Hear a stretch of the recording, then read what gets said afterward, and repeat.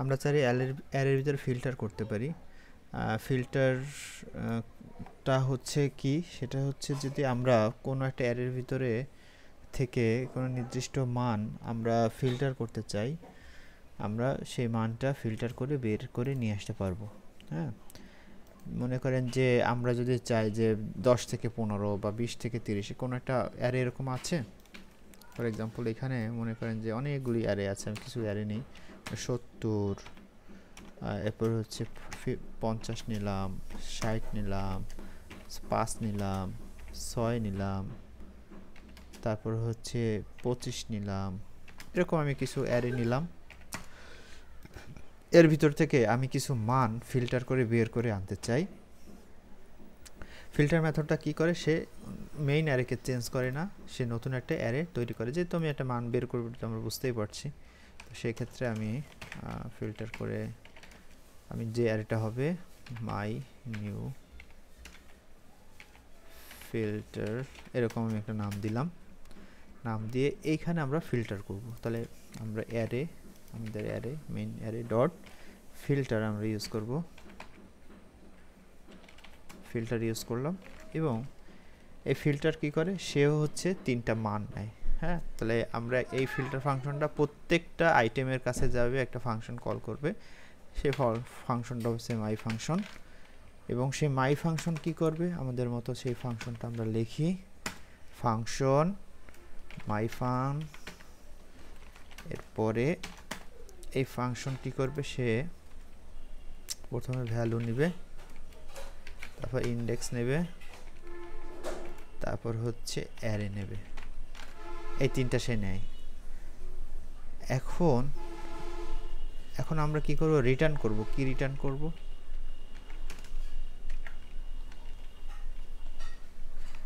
Return করব হচ্ছে এই ভ্যালুর, যদি শুধু ভ্যালু রিটার্ন করি তাহলে কি হবে, তাহলে ভ্যালুটাই রিটার্ন হবে। কনসোল ডট লগ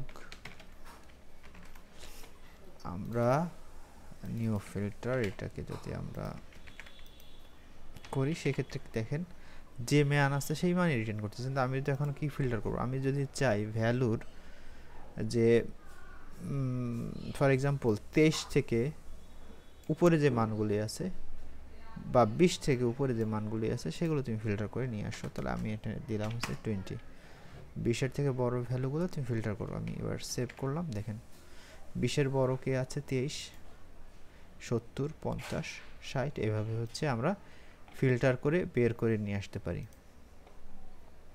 তো এটা হচ্ছে ফিল্টারের কাজ। এরপরে আমরা দেখব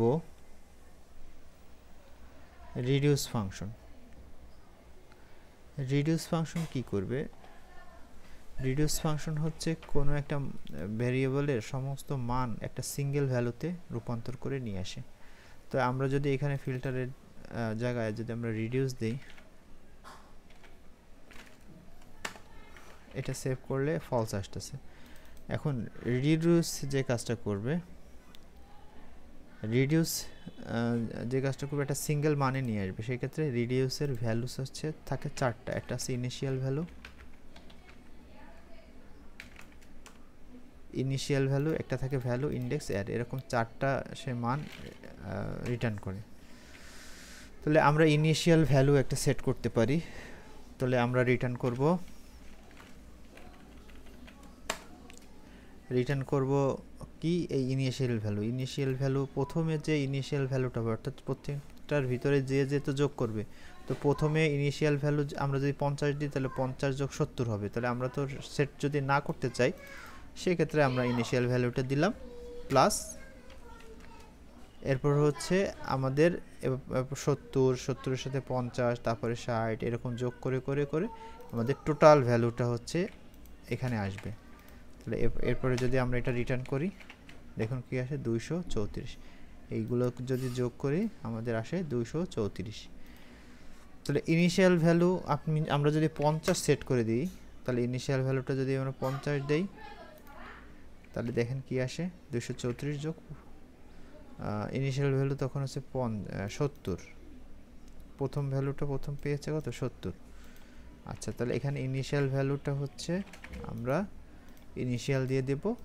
সেই ক্ষেত্রে আমাদের ইনিশিয়াল ভ্যালু অর্থাৎ ইনিশিয়াল প্লাস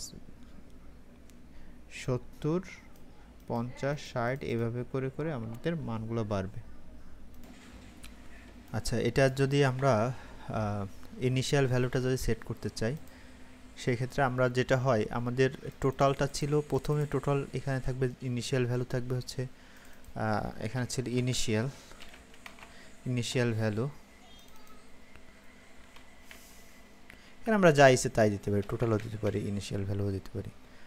আমরা ইনিশিয়াল ভ্যালু প্রথমে থাকে হচ্ছে 0, তারপর 0-র সাথে হচ্ছে যখন এখানে যায় 0-র সাথে হচ্ছে 70 যোগ হয়, তাহলে 70 থাকে। এরপর ইনিশিয়াল ভ্যালু থাকে 70, তারপর 70-র সাথে 50, এরকম বাড়তে থাকে। এটা তো আমরা অলরেডি দেখেছি, আমাদের টোটাল আউটপুট 234 এসেছে। এখন যদি আমরা ইনিশিয়াল ভ্যালুটাকে যদি আমরা নিজের মতো করে সেট করতে চাই, সেই ক্ষেত্রে আমাদের এই যে আমরা যেটা করতে পারি, আমাদের ইনিশিয়াল ভ্যালু সেট করার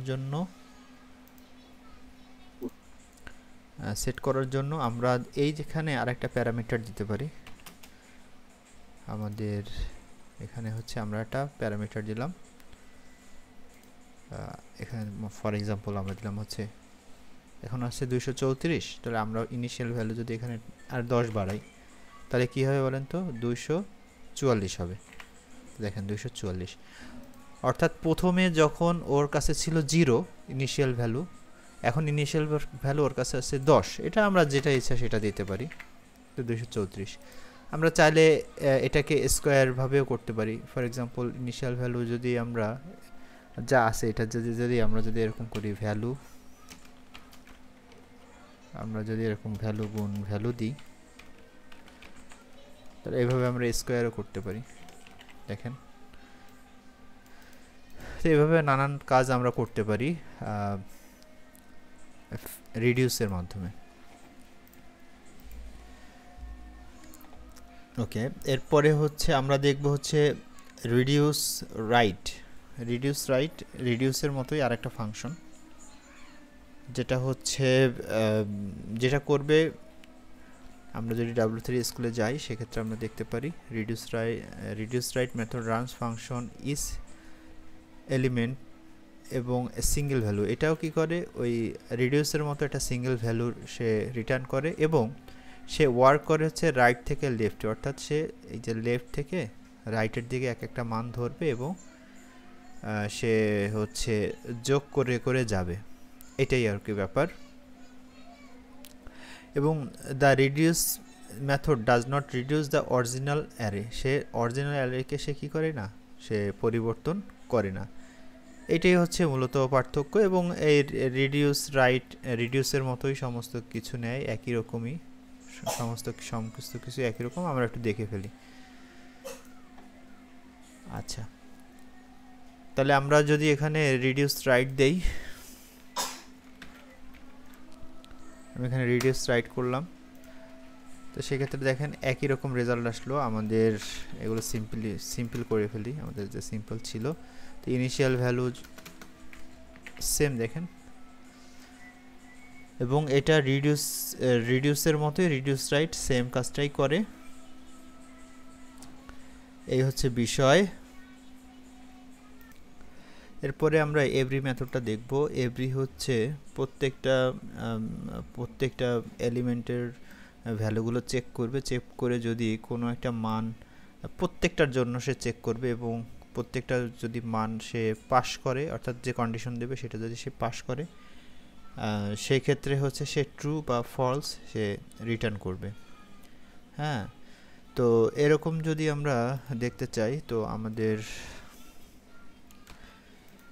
তাহলে আমাদের একটা অ্যারে দেখলাম, এবং সে হচ্ছে একটা নতুন অ্যারে রিটার্ন করবে। সেই ক্ষেত্রে আমরা হচ্ছে আবার অ্যারে দিলাম, সেখানে হচ্ছে তা কি করব, আমরা এভরি ইউজ করব। তাহলে আমাদের অ্যারে ডট এভরি। এভরি কী করে, সে হচ্ছে 3টা ফাংশন নেয়, ফাংশনের সে একটা ফাংশন নেয়, মাই ফাং নামে একটা ফাংশন সে নিবে, এবং সেই ফাংশনটা আমি এখানে তৈরি করলাম, এবং সেই ফাংশন তিনটা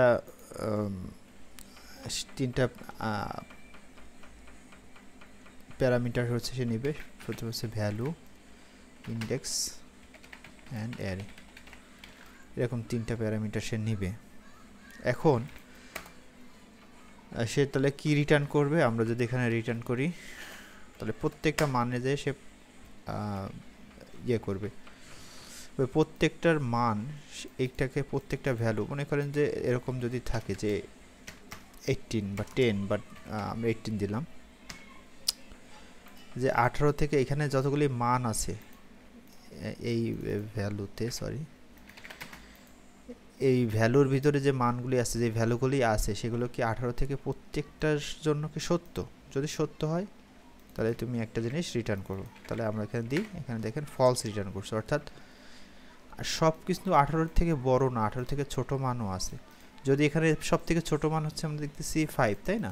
তো সব থেকে ছোট মান যদি থাকতো হচ্ছে 4, যে 4-এর থেকে কি সব মান বড়, তাহলে হচ্ছে দেখেন ট্রু রিটার্ন করতেছে, অর্থাৎ প্রত্যেকটা ভ্যালুতে যায় সে চেক করতেছে। তো এটা হচ্ছে মূলত এভরির কাজ। এরপরে আমরা দেখব হচ্ছে সাম। সাম হচ্ছে কিছু, হ্যাঁ কিছুর জন্য, মানে যদি একটার জন্য সত্য হয় সেই ক্ষেত্রে কি হবে, বলতেছে 4-এর থেকে কি সব, যদি সাম দেই তাহলে দেখেন ভ্যালুটা কি আসে, যে 4-এর থেকে কি কোনো একটা মান কি বড় আছে, হ্যাঁ আছে, ট্রু। যদি এরকম থাকে, মনে করেন যেখানে 50 দিলাম, 50 থেকে কি মান বড় আছে, সেই ক্ষেত্রেও ট্রু। কিন্তু সর্বোচ্চ মান কত, 70, 70 থেকে কি কোনো মান বড় আছে, সেই ক্ষেত্রে ফলস আসতেছে। 70 সমান না, 70 থেকে বড় লাগবে। 80 থেকে কি বড় আছে, নাই। অর্থাৎ সে প্রত্যেকটার জন্য চেক করে না, সে যে প্রত্যেকটা সিঙ্গেল ভ্যালুর জন্য সে মান দেখে, যে এটার জন্য কি এটা সত্য, এটার জন্য কি এটা সত্য, সেই ক্ষেত্রে ট্রু বা ফলস সে রিটার্ন করে। এটাই হচ্ছে মূলত সাম মেথডের কাজ। এরপরে আমরা দেখব ফর্ম। আমরা যদি ফর্ম দেখতে চাই সেটা হচ্ছে আচ্ছা, এরপরে ভিডিওতে হচ্ছে আমরা ফর্ম দেখব, এবং বাকি আরও 1-2টা আছে, এগুলো আমরা কভার করব।